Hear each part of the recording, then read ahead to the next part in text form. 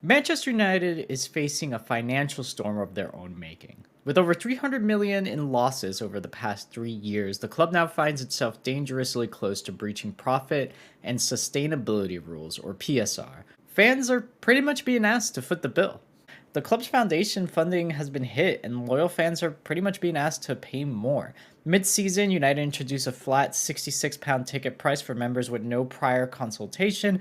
This includes children and the elderly.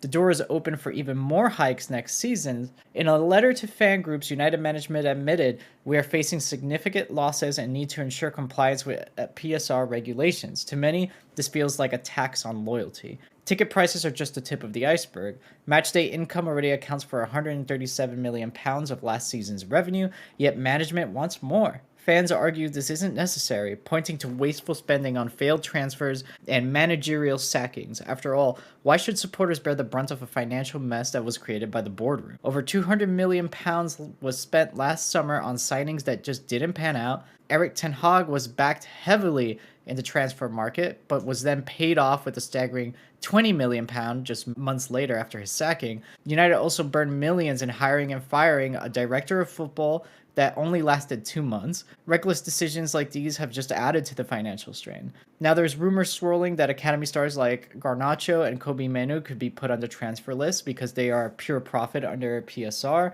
And Garnacho and both Manu and Garnacho are really exciting talents, and losing them would feel like losing a part of the club's soul. Marcus Rashford is also up for a lot of different reasons, but for the most part is that he would make them pure profit under PSR. So the situation with Rashford and Amarin, you could say that some of it is performance, but a lot of it is pressure from the boardroom. Sir Jim Ratcliffe admitted in an interview that the ticketing was emotive. While promising not to price out local fans, he also said you just can't be popular all the time, and argued that it doesn't make sense for United tickets to cost less than Fulham tickets. Fans pushed back, pointing out that Fulham isn't carrying a 20 million annual debt burden from a Glazer-era takeover. Supporter groups like the 1958 are making their voices heard.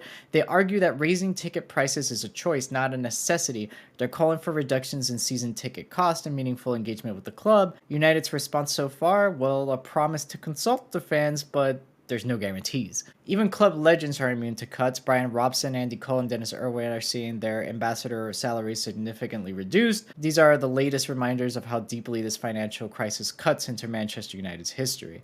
Henry Winter captured the frustration best when he said, "At Old Trafford, the buckets are already rattling." Where does Manchester United go from here? Fans are left wondering if they'll continue to bear the cost of years of poor decisions, or can the club find a way to just restore financial stability without sacrificing its loyal supporters? Let me know.